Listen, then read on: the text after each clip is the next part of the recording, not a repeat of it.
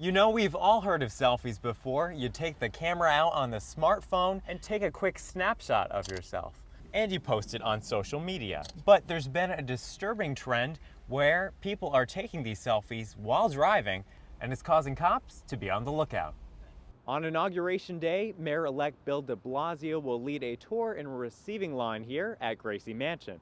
All 7,000 spots sold out in as little as 2.5 hours. Now there's a waiting list of New Yorkers just hoping to get a spot. The city hasn't crushed the cups just yet. Now it's up to the sanitation department to determine whether they can be recycled. If not, they're canned for good. I was smoking cigarettes for about 10 years and then I transitioned to the e-cigarettes. Ian Nickel smoked cigarettes for 10 years. In an effort to quit, he moved to the battery-powered e-cigarettes.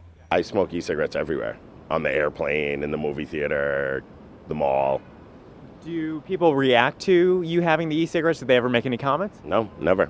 Never one negative reaction. But not for long if New York City Council has its way. Soon the only place he'll be able to smoke is on the sidewalk or in his apartment. I think the current ban on e-cigarettes is a little aggressive. In 2002, the Bloomberg administration banned cigarettes from all public places. Now, 12 years later, as his last act as mayor, he's added e-cigarettes to that list, a move that establishment owners are indifferent about. It's like smoking on airplanes. It's such a different time. Local bartender Bob Bergen at the Wharf in Midtown says the original smoking ban helped improve air quality in his restaurants. While e-cigarettes produce water vapor and not smoke, the New York City Health Department says there is no evidence to prove that the vapor is safe for the public health.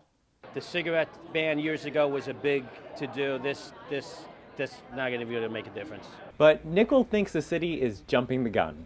There is no studies yet that show that there is some sort of secondhand e-cigarette problem. Just this year, Bloomberg tried to ban oversized sodas and is expected to sign a bill to eliminate styrofoam containers. Where is it going to stop? Who knows? Who knows where it's going to stop? But this is just one example of government taking control of your life.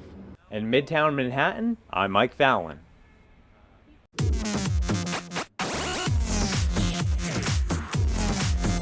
I'm Mike Fallon, and I'm participating in MTVU's Spring Fix, an alternative spring break bringing together 50 college students from across the country to rebuild some of the areas most devastated by Hurricane Sandy. One of those areas is Long Beach, New York. Even though it's been 6 months since Hurricane Sandy hit, much of the community still remains in a state of disrepair, and many homeowners are still rebuilding.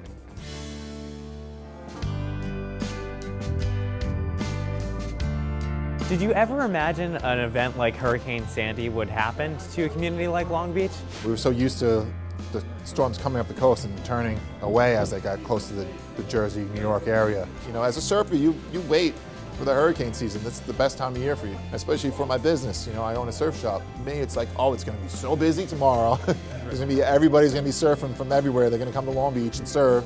Waking up to all this devastation was like a rude awakening. You know, it changed your whole perspective of the storm. Dave didn't have just himself to think of. He was thinking of his 3-year-old son and pregnant wife at the time. Well, she was like, I'm out of here. Long Beach is close to the water and it's supposed to be flooded. So right away she was like, I'm out of here. And I was like, that's fine. You'll see, it's gonna be fine and I'll be surfing all day. But the house was creaking, water was coming up. I mean, we had flood waters come up within like an hour's time or less. I wasn't sure what to do at some points because when the water started coming up and all the wires started to come down, it got scary.